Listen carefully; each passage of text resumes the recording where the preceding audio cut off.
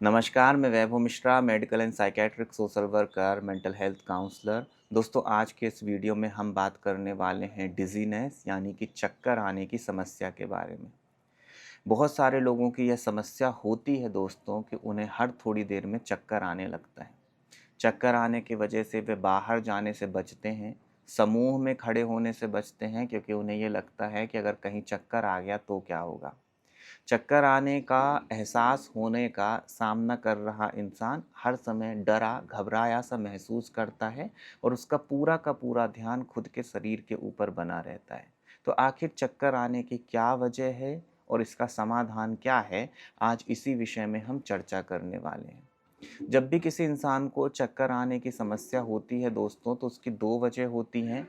पहली वजह होती है फिजिकल और दूसरी वजह होती है साइकोलॉजिकल। अगर फिजिकल कारण है तो नो डाउट व्यक्ति डॉक्टर के पास जाएगा, चर्चा करेगा, इन्वेस्टिगेशन कराएगा, उसमें पता चल जाएगा कि क्या समस्या है और उसका दवाइयों के माध्यम से निजात पा लेगा। पर जब हम मनोवैज्ञानिक कारण की बात करते हैं दोस्तों, तो इसका सीधा संबंध इंसान की विचार प्रक्रिया से होता है, यानी कि सोचने के तरीके से। मन में जो भी विचार चल रहे होते हैं वह अपना प्रभाव इस कदर दिखाते हैं कि व्यक्ति की पूरी बॉडी की केमिकल केमिस्ट्री में कई सारे चेंजेस होने लगते हैं। और जब बॉडी की केमिकल केमिस्ट्री में चेंजेस होते हैं तो उस स्थिति में ब्रेन तक पर्याप्त मात्रा में ऑक्सीजन नहीं पहुंच पाती है, और ब्रेन तक पर्याप्त मात्रा में ऑक्सीजन ना पहुंच पाने का परिणाम ये होता है कि इंसान को चक्कर आने लगता है।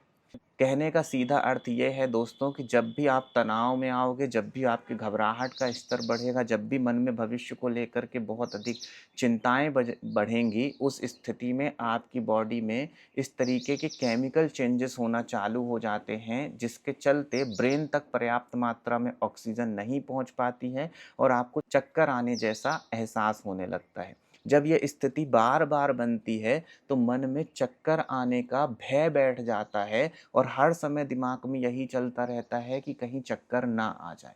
अब इसकी शुरुआत कैसे होती है दोस्तों और कैसे इस समस्या से बाहर निकलना है, यह भी हम समझ लेते हैं। मान लेते हैं एक कोई लड़का है जो 20-22 साल का है और उसकी गर्लफ्रेंड उसको छोड़ के चली जाती है।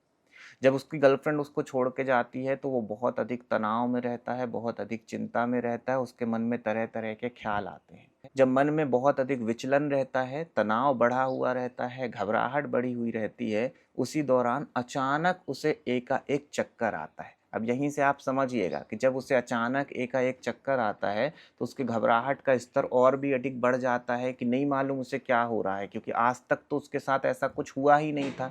अब जैसे ही चक्कर आया, उसके अंदर घबराहट का स्तर और बढ़ गया कि नहीं मालूम उसे क्या हो रहा है। तो वो जो गर्लफ्रेंड के छोड़ के जाने का तनाव था, उसने अपना डायरेक्शन बदल दिया। सीधे तौर पे वो उस लड़के के शरीर के ऊपर आ गया। अब उसका पूरा का पूरा ध्यान गर्लफ्रेंड से हट करके खुद के शरीर के ऊपर बन चुका है। यानी कि उसके मन में ये भय बैठ चुका है कि मुझे चक्कर आने की समस्या हो चुकी है और नहीं मालूम मेरे साथ क्या होने वाला है। आप समझ पा रहे हैं ना कि मन ने डायरेक्शन सीधे तौर पे बदल दिया।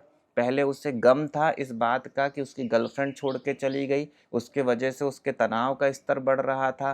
तनाव का स्तर बढ़ने की वजह से उसे चक्कर आया। अब वो लड़का इस बात से भयभीत है कि उसे चक्कर क्यों आ रहा है, चक्कर नहीं आना चाहिए। अब पहले गर्लफ्रेंड उसकी वजह थी तनाव के बढ़ने की, चक्कर आने की, लेकिन अब चक्कर आने का भय ही चक्कर आने के एहसास को बढ़ाता है और यहीं पे एक इंसान फंसता चला जाता है। और अधिकतर लोगों के साथ यही स्थिति बनती है दोस्तों कि उनके जीवन में किन्हीं भी कारणों से जब तनाव का स्तर बढ़ता है और चक्कर आने की समस्या होती है, तो समय बीतने के साथ चक्कर आना ही चक्कर को लाने का ट्रिगर बन जाता है। और उसके चलते एक इंसान इतना अधिक भयभीत होता रहता है कि उसे कुछ भी समझ में नहीं आता कि वो क्या करे।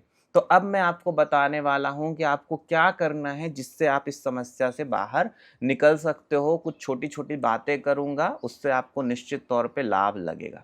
एक बात यह समझनी है दोस्तों कि जब तनाव का स्तर बहुत अधिक बढ़ा रहता है तो कई बार कंधे की मांसपेशियों में भी अकड़न आ जाती है, जिसकी वजह से ब्लड का फ्लो ठीक ढंग से ब्रेन तक नहीं हो पाता है।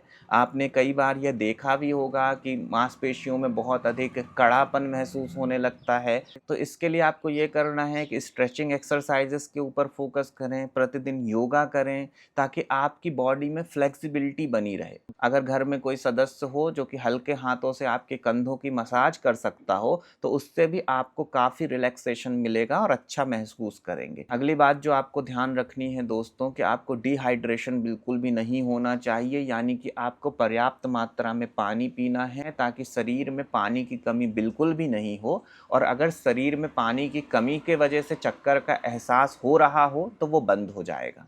अगली जो बात आपको ध्यान रखनी है वह ये कि आपको बहुत अच्छा और पौष्टिक आहार लेना है, क्योंकि पौष्टिक आहार ना लेने की स्थिति में भी चक्कर आने की समस्या होने की संभावना बढ़ जाती है। साथ ही साथ आपको अच्छी नींद लेने का प्रयास करना है ताकि आपका माइंड पूरी तरीके से रिलैक्स रहे और आपको चक्कर आने की समस्या से निजात मिल सके। ये तो बात हो गई शरीर की दोस्तों। अब मनोवैज्ञानिक स्तर पे किन बातों का ध्यान रखना है ताकि आप चक्कर आने की समस्या से बाहर निकल सको। तो पहली बात आपको यह ध्यान रखनी है दोस्तों कि छोटी छोटी बातों में जो आप एक्सट्रीम लेवल पे इमोशनल रिस्पॉन्सेस करने लगते हो वो आपको करना बंद करना होगा और उसके लिए आपको अपनी आदत सुधारने के ऊपर जाना होगा। अब छोटी छोटी बातों को लेकर के इमोशनल रिस्पॉन्स का मतलब क्या है? जैसे ही कोई थोड़ी सी भी समस्या आई तो आपका मन क्या करता है, उसको बहुत बड़ी समस्या में बदल देता है। आपको खुद को समझाना है कि ये छोटी सी समस्या है, इससे मैं बाहर निकल जाऊंगा। आपको उसके सकारात्मक पहलुओं के बारे में सोचना है, ना कि नकारात्मक पहलुओं के बारे में सोचते चले जाना है, क्योंकि आप जितना ज़्यादा नकारात्मक पहलुओं के बारे में सोचते चले जाओगे उतनी अधिक संभावना बढ़ेगी कि आपको चक्कर आए।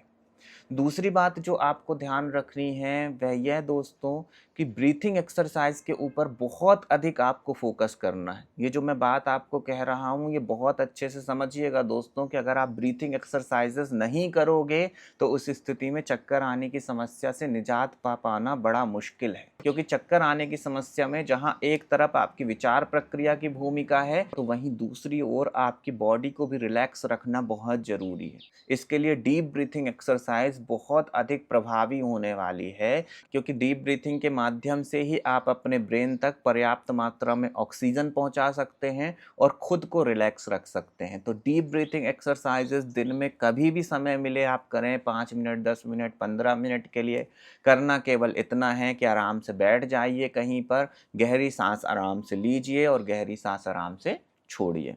जितनी गहरी सांस ले सकते हैं उतनी गहरी सांस लेने का प्रयास करें और फिर आराम से उसको जो है छोड़ें। गति को तेज धीमा नहीं करना है, जितनी सामान्य हमारी अभी सांसें चल रही हैं उतनी ही सामान्य सांसें रखने की कोशिश करनी है।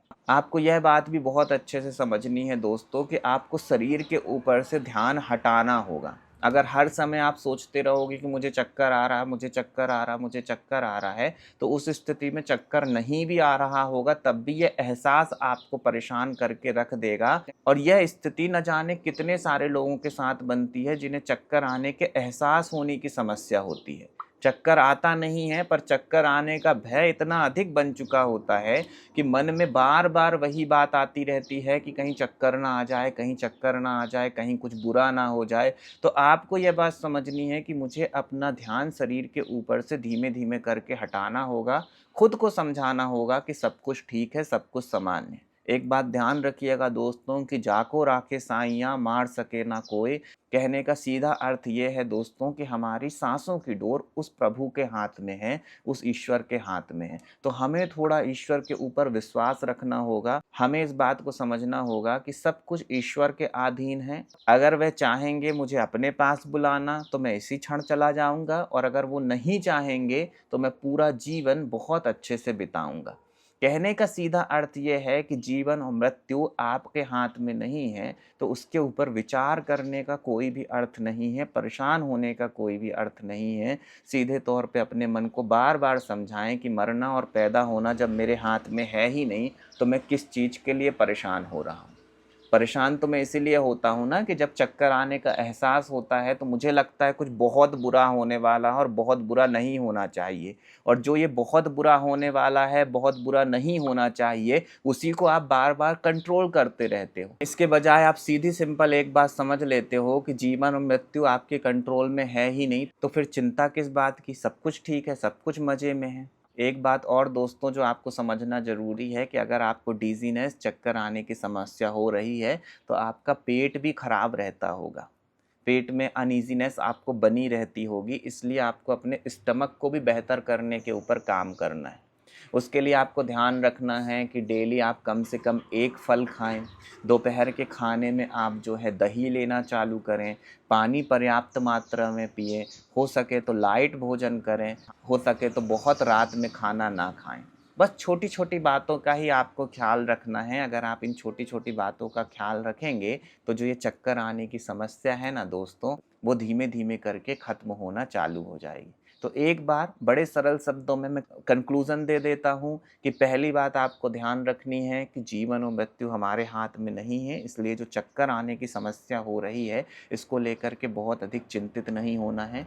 दूसरी बात आपको ध्यान रखनी है कि इसका कारण विचार प्रक्रिया होती है, यानी कि अगर आप अपनी विचार प्रक्रिया को धीमे-धीमे करके बदलोगे, उसे सही दिशा में खींचने का प्रयास करोगे, अपने विचार प्रक्रिया को सकारात्मक बनाने की कोशिश करोगे, तो एंग्ज़ायटी का स्तर घटने लगेगा और उससे जो है ये चक्कर आने की समस्या में आपको निजात मिलेगा। तीसरी बात जो आपको ध्यान रखनी है वो ये कि आपको डीप ब्रीथिंग का अभ्यास प्रतिदिन करना है, क्योंकि उसी से आपकी बॉडी भी रिलैक्स होगी और जो थॉट है उसकी गति में भी कमी आने लगेगी। चौथी बात जो आपको ध्यान रखनी है वह ये कि चक्कर आने की समस्या स्ट्रेस के वजह से हो रही है, और स्ट्रेस जिस भी कारण से आपके जीवन में आया हो, उसके बाद आपको चक्कर आने की समस्या हो गई और अब मन ने चक्कर आने को ही ट्रिगर बना लिया है। तो इस तरीके से एक बहुत गहरा नाता उसने जोड़ लिया है, और इसको ख़त्म करने के लिए बहुत ज़रूरी है कि आप अपने मन को बार-बार समझाएँ कि ये बड़ी छोटी-सी समस्या है, इससे मैं बाहर आ जाऊँगा। अगर मैं अपनी विचार प्रक्रिया को बदलने के ऊपर काम करूँगा, तनाव के स्तर को घटाने के सारे अभ्यास करता चला जाऊँगा। तो ध्यान रखिएगा दोस्तों कि आप जितना अधिक अपने तनाव को मैनेज करने के ऊपर काम करेंगे, अपनी विचार प्रक्रिया को बेहतर बनाने की कोशिश करेंगे, समय बीतने के साथ धीमे-धीमे करके इस चक्कर आने की समस्या से आपको निजात मिल जाएगा। अपना ख्याल रखें, अगले वीडियो में किसी नए विषय के साथ आप सभी से फिर मुलाकात होगी। नमस्कार।